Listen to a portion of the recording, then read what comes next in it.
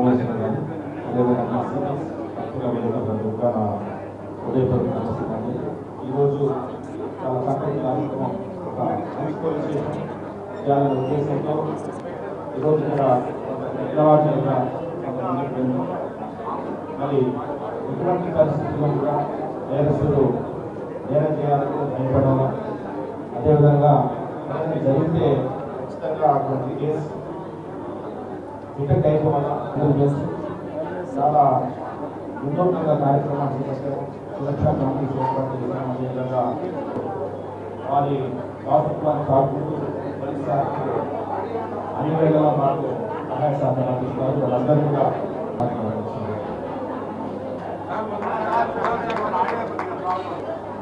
విజయవాడ పరిధిలో సత్యనారాయణపురంలో modernised police station ఓపెనింగ్కి వచ్చిన మా గౌరవ సోదరి హోంమంత్రి అమిత్ గారికి, డీజీపీ హరీష్ గారికి, అంతేకాకుండా మా అన్న బోండా ఉమా గారికి, అన్నిటికన్నా ముఖ్యంగా ఈ ప్రాంతంలో సీసీ కెమెరాలు కాంచి, డ్రోన్స్ కాంచి ఈ మోడర్నైజేషన్లో విశేషంగా కృషి చేస్తున్న మా కమిషనర్ రాజశేఖర్ బాబు గారికి, మిగతా పోలీస్ అధికారులకి, అందరికన్నా ముఖ్యంగా ఈ సీసీ కెమెరాలు కానీ ఈ మోడర్నైజేషన్లో సహకరిస్తున్న దాతలందరికీ కూడా ధన్యవాదాలు తెలుపుకున్నాం. ఇవాళ చూస్తే ఎన్టీఆర్ జిల్లా ఒక ఆదర్శ జిల్లాగా పోలీస్ డిపార్ట్మెంట్ వారికి ఈ ముందుకు తీసుకువస్తున్నందుకు హోమ్ డిపార్ట్మెంట్ వారికి ధన్యవాదాలు తెలుపుకున్నాం. ఎందుకంటే మొన్నే చూసాం, జగ్గైపేటలో నియోజకవర్గం మొత్తం సీసీ కెమెరాలు ఏర్పాటు చేయడం జరిగింది. అంతేకాకుండా విజయవాడ వెస్ట్ నియోజకవర్గంలో జరిగింది. నందిగామ ఆల్మోస్ట్ 80% సీసీ కెమెరాల వర్క్ పూర్తయింది. దీనికి ఎంతోమంది దాతలు సహకరించారు. ఇదే విధంగా ఆంధ్రప్రదేశ్ రాష్ట్రం మొత్తం రాష్ట్ర ప్రభుత్వం మీదే ఆధారపడకుండా తమ సొంత డబ్బులు ఇచ్చి ముందుకు రావాలని దాతలందరినీ కోరుకుంటున్నాం. త్వరలో మా హోంమంత్రి గారి ఆధ్వర్యంలో ఆంధ్రప్రదేశ్ మొత్తం మీద ప్రతి పోలీస్ స్టేషన్ మోడర్నైజేషన్గా చూద్దామని మా అందరి ఆశ. తప్పకుండా ఈ 2-3 సంవత్సరాల్లో ఆశ నెరవేరబోతుంది.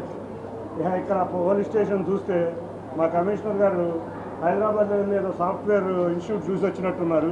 ఎక్కడైతే అక్కడ సాఫ్ట్వేర్ ఉద్యోగులకి ఒక మెడిటేషన్ రూమ్, ఒక మీడియా రూమ్, ఒక రెస్ట్ రూమ్, ఒక డైనింగ్ రూమ్, ఇవన్నీ అంతేకాకుండా ఒక జిమ్, అట్లా ఏ విధంగా కార్పొరేట్ ఉద్యోగులు ఉంటాయో ఆ విధంగా సత్యనారాయణపురం రైల్వే స్టేషన్లో ఇటువంటి వసతులన్నీ కల్పించినందుకు చూస్తుంటే చాలా ఆనందంగా ఉంది. తప్పకుండా ఇప్పుడు కంప్లైంట్ ఇచ్చే వ్యక్తులకు కానీ, ఈవెన్ ఇందాక చూస్తే ఇక్కడ ఎవరైనా సంతకం చేయాల్సి వస్తే కూడా పోలీస్ స్టేషన్లో సంతకం చేయకుండా థంబ్ ఇంప్రెషన్ పెట్టి వెళ్ళిపోయే విధంగా ఏర్పాటు చేశారు. ఇటువంటి మోడర్నైజేషన్ ఆంధ్రప్రదేశ్ అంతా జరగాలని కోరుకుంటూ ఇటువంటి గొప్ప కార్యక్రమానికి వచ్చిన ముఖ్య అతిథి అనిత్ గారికి గౌరవంగా ధన్యవాదాలు తెలుపుతున్నాను. ఈరోజు సెంట్రల్ నియోజకవర్గంలో గతంలో 2014-19లో ఆనాటి ముఖ్యమంత్రి చంద్రబాబు నాయుడు గారు రాష్ట్రం మొత్తం కూడా మంచి పోలీస్ స్టేషన్స్ నిర్మించాలి, అన్ని ఫెసిలిటీస్ పెట్టి తద్వారా ప్రజలకి అకౌంటబిలిటీ, అలాగే లేటెస్ట్ టెక్నాలజీ పోలీస్ స్టేషను సింగనగర్లో పోలీస్ స్టేషన్కి 2 కూడా అప్రూవల్ తీసుకోవడం జరిగింది. ఆ రోజు శంకుస్థాపన 2018లో శంకుస్థాపన చేశాం. తర్వాత వచ్చిన ప్రభుత్వాల నిర్లక్ష్యం వల్ల ఈ బిల్డింగు కంప్లీట్ కాలేదు. ఇవాళ మళ్ళా గౌరవ ముఖ్యమంత్రి చంద్రబాబు నాయుడు గారు మళ్ళీ ముఖ్యమంత్రి అయినాక అన్ని రకాలుగా అత్యాధునికమైన టెక్నాలజీని అనుసంధానం చేస్తూ ఈరోజు సిపి గారు రాజశేఖర్ బాబు గారు కానీ, అలాగే హోమ్ మినిస్టరు అనిత్ గారు కానీ, అలాగే పార్లమెంట్ సభ్యులు చిన్ని గారు, డీజీపీ గుప్తా గారు, వీళ్ళందరూ దీని మీద ప్రత్యేకమైనటువంటి దృష్టి పెట్టబట్టి ఆంధ్రప్రదేశ్లోనే మొట్టమొదట అత్యాధునిక వసతులతో అన్ని ఫెసిలిటీస్, ఒక ఐటీ కంపెనీకి ఏ విధంగా వెళ్తే ఎలా ఉంటుందో, ఎవరైనా కంప్లైంట్ చేయడానికి వచ్చినప్పుడు కానీ, కంప్లైంట్లు తీసుకునే విధానంలో కానీ జవాబుదారితనంగా ఇక్కడ అన్ని వ్యవస్థలు, ల్యాప్టాప్లు పెట్టారు, రెస్ట్ రూమ్లు పెట్టారు, ఉమెన్ రెస్ట్ రూమ్లు పెట్టారు, మేల్ రెస్ట్ రూమ్లు, dining rooms, gym, yoga room, అలాగే ఏసీపీ గారికి కానీ, సిపి గారికి కానీ, ఎస్ఐ గారికి కానీ అందరికి కూడా సపరేట్ రూములు పెట్టి అత్యాధునికంగా పూర్తిగా సీసీటీవీ కెమెరాల మానిటరింగ్లో, డ్రోన్ కెమెరాల మానిటరింగ్లో ఇంత ఫెసిలిటీస్తో ఆంధ్రప్రదేశ్లో ఏ పోలీస్ స్టేషన్ ఉండదు నాకు తెలిసి. మళ్ళా ఇదే విధంగా ఇందాక డీజీపీ గారిని కూడా రిక్వెస్ట్ చేయడం జరిగింది. ఈ నియోజకవర్గంలో కానీ రాష్ట్రంలో కానీ సీఎం గారితో మాట్లాడి అదనపు నిధులు తీసుకొనైనా సరే అన్ని పోలీస్ స్టేషన్లు ఈ మోడల్ పోలీస్ స్టేషన్ లాగా చేస్తే బాగుంటుంది, ప్రజలకు మరింత చేరువుగాని చెప్పడం జరిగింది. దానికి డీజీపీ గారు కూడా సీఎం గారి దృష్టిలో పెడతామని చెప్పి అన్నారు. తప్పనిసరిగా ఈ ప్రభుత్వ హయాంలోనే పోలీసు వ్యవస్థతో పాటు పోలీసు స్టేషన్లన్నింటినీ కూడా ఆధునీకరించి జవాబుదారీతనంగా తీసుకొస్తామని చెప్పి తెలియజేస్తూ ఈరోజు ఈ కాన్స్టిట్యున్సీలో ఈ పోలీస్ స్టేషన్ ఓపెనింగ్ వచ్చిన మా సోదరి అనిత గారికి, అలాగే డీజీపీ గారికి, సిపి గారికి, పార్లమెంట్ సభ్యులు శివనాథ్ చిన్ని గారికి, మిగిలిన పోలీస్ అధికారులందరికీ కూడా ఈ నియోజకవర్గ శాసనసభ్యుడిగా హృదయపూర్వక కృతజ్ఞతలు తెలియజేస్తాను.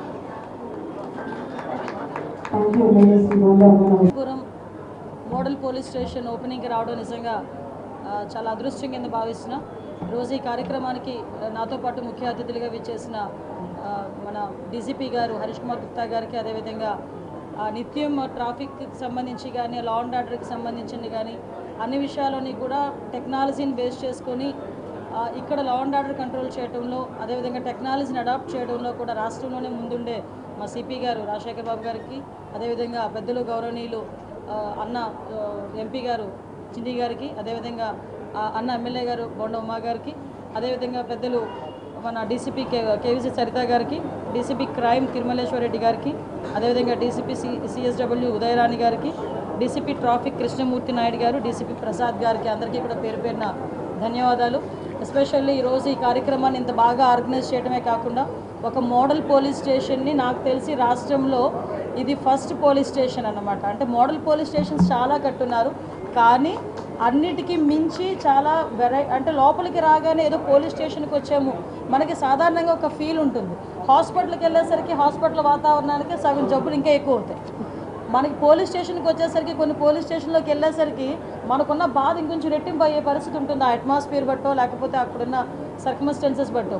కానీ ఇక్కడికి వచ్చేసరికి నాకు ఒక కార్పొరేట్ ఆఫీస్లోకి వచ్చినంత ఫీలింగ్ కలిగింది. దట్స్ వై నేను అంత అప్రిషియేట్ చేస్తున్నాను. మీరు ఒక పోలీస్ స్టేషన్కి వచ్చేసరికి ముందు ఒక రిసెప్షను, తర్వాత ఒక ఎస్హెచ్ఓ రూము, తర్వాత ఒక జైలు సంబంధించిన అన్నీ కనిపిస్తుంటాయి రికార్డ్స్తో. కానీ ఇక్కడికి వచ్చేసరికి ఎవ్రీ టైప్లో అంటే అక్కడే ఏఎస్ఐ కూర్చుంటాడు, అక్కడే హెచ్సీ కూర్చుంటాడు, అక్కడే కానిస్టేబుల్ కూర్చుంటారు. ఇవన్నీ జరిగే పరిస్థితి నుంచి ఈరోజు సపరేట్గా దీనికి ఈ బిల్డింగ్లో హార్డ్లీ నేను ఇప్పుడే చూస్తున్నా 320 గజాల్లో దగ్గర 2,50,00,000 రూపాయలు పెట్టి ఒక beautiful building, beautiful police station కట్టారు. ఇందులో చూస్తే ప్రతి ఒక్కరికి కూడా ఆఖరికి హెడ్ కానిస్టేబుల్కి కూడా ఒక రూము, ఏఎస్ఐకి ఒక రూమ్, ఎస్ఐకి ఒక రూమ్, సిఐకి ఒక రూమ్, ఏఎస్పీకి కూడా ఒక రూమ్, ఏసీపీకి కూడా ఒక రూమ్ కూడా అలాట్ చేసి ముందుగానే అంటే ఫర్దర్గా మనకి ఎక్స్పాండ్ చేస్తామేమో ముందుగానే ఊహించి ఒక రూమ్ ఏర్పాటు చేయటం. వీటన్నిటికీ మించి this is the first police station having gym. అంటే ఒక శారీరక వ్యాయామం కూడా ఎప్పుడంటే పోలీసులకి మెంటల్ ప్రెషర్ అంటుంటుందో ఆ మెంటల్ ప్రెషర్ని తట్టుకోవాలనుకుంటే కనుక ఫిజికల్ ఎక్సర్సైజ్ అవసరం అని చెప్పడానికి కూడా ఒక జిమ్ రూమ్ని ఏర్పాటు చేశారు. ఎస్పెషల్లీ ఆ ప్రెషర్ని తట్టుకోవడానికి ఒక యోగా రూమ్ ఏర్పాటు చేశారు. ఇంకో బ్యూటిఫుల్ థింగ్ ఏంటంటే వచ్చిన వాళ్ళు ఎవరైనా ఉమెన్కి సంబంధించి రిలేటెడ్ ఇష్యూస్లో వస్తే ఆ పిల్లలకి ఆడుకోవడానికి ఒక జోన్, ప్లేయింగ్ జోన్ కూడా ఏర్పాటు చేశారు. అంటే ఒక పోలీస్ స్టేషన్లో ఇన్ని ఫెసిలిటీస్ కల్పించి, అదే కాకుండా ఈరోజు ఇక్కడ చూస్తే నేరస్తులకి భయం కలిగేలా మీరు అబ్జర్వ్ చేసుకుంటే లాస్ట్ 1 yearలో నేను చాలా గర్వంగా చెప్తానండి. విజయవాడ సిటీలో ముఖ్యంగా సత్యనారాయణపురం పోలీస్ స్టేషన్ పరిధి ఎలా ఉంటుందంటే ఒక పక్క రైల్వే స్టేషన్ అంటే డిఫరెంట్ ఏరియాస్ నుంచి వచ్చే వాళ్ళు ఉంటారు. కొంత ఈ గాంజా బ్యాచ్ ఉంటుందని ఒక రకమైన ఆలోచన, ఆ ఏరియాస్లోకి వెళ్తే నైట్ కూడా తిరగలేము అన్న ఒక ఫీలింగ్.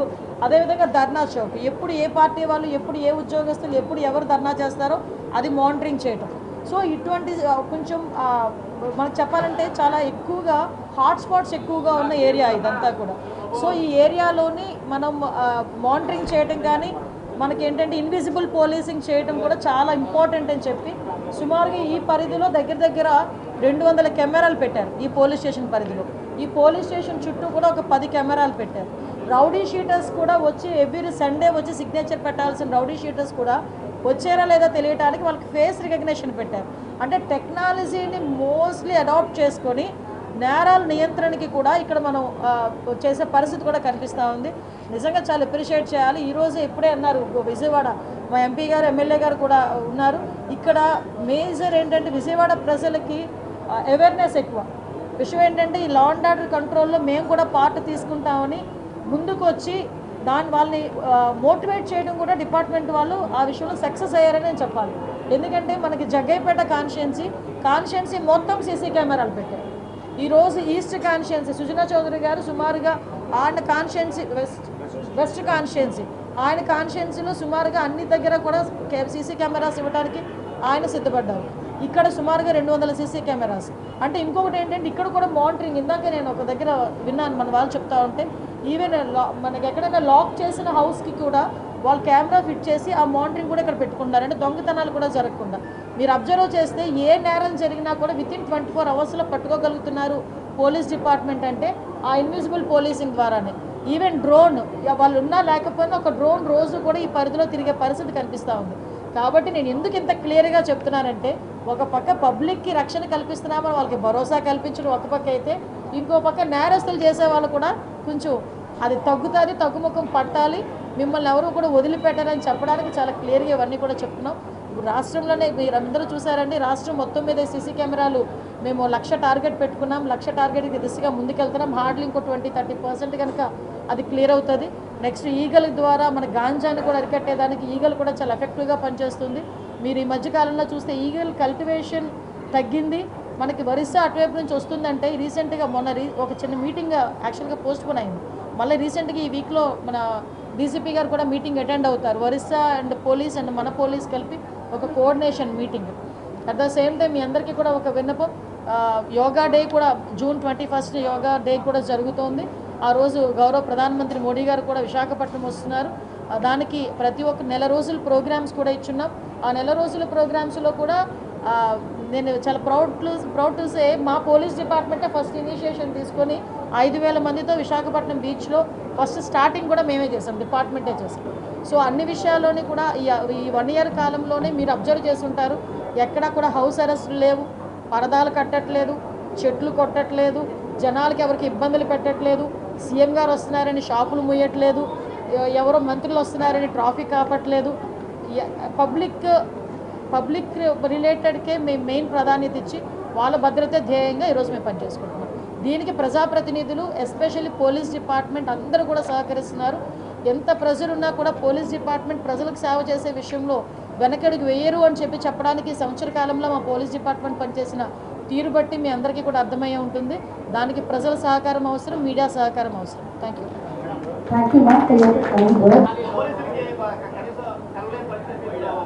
ఏంటండి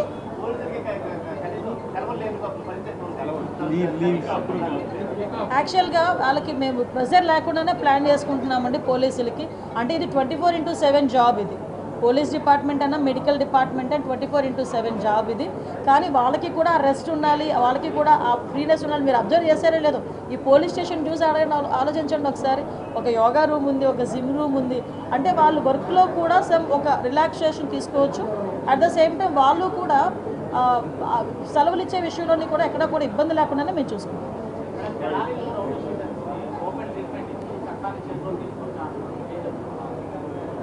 అంటే నేను ఈ వర్డ్ మా డీసీపీ గారు సిపి గారు ముందు చెప్పాలి, అంటే చెప్పాలో కూడా నాకు తెలీదు. కానీ చట్టాన్ని కంట్రోల్ చేయాల్సింది పోలీసులే. చట్టాన్ని పోలీసులు చేతిలోకి తీసుకోవడం ఏంటి? విషయం ఏంటంటే ఒకటండి, నాకు అర్థం కానిది ఏంటంటే తప్పు చేసినోడికి కులం ఏంటి, మతం ఏంటి, అదొక్కటి చెప్పండి.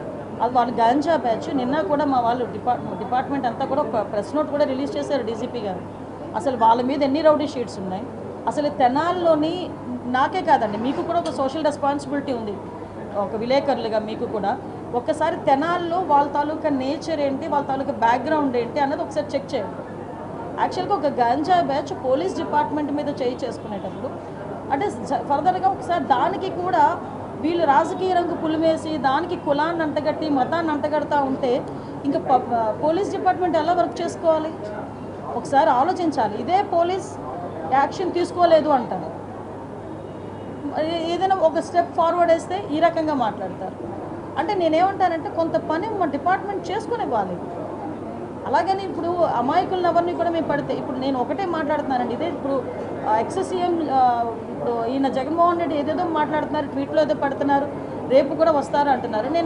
నేను డైరెక్ట్ క్వశ్చన్ అండి, డాక్టర్ సుధాకర్ అనే వ్యక్తి మాస్క్ అడిగిన పాపానికి నడి రోడ్డు మీద రెక్కలు విడిచి చొక్కా ఇప్పి కొట్టిన సందర్భం మర్చిపోయారా?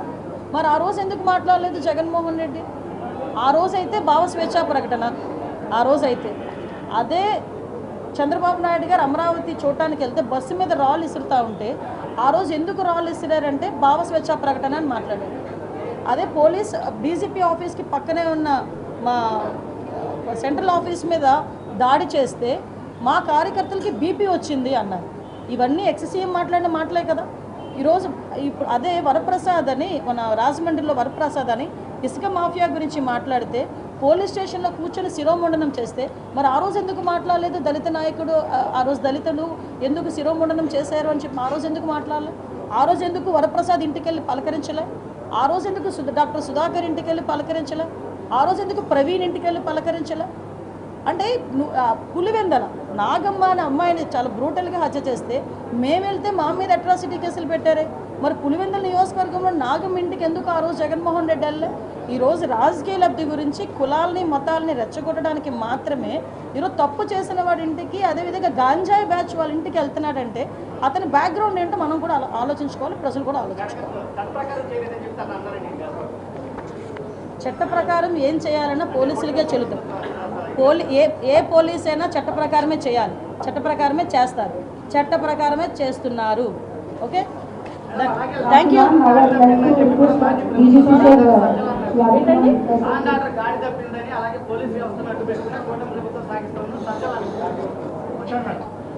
అంటే సజ్జల గారికి అది అర్హత లేదండి. ఎందుకంటే నేను మాట్లాడుతున్నాను.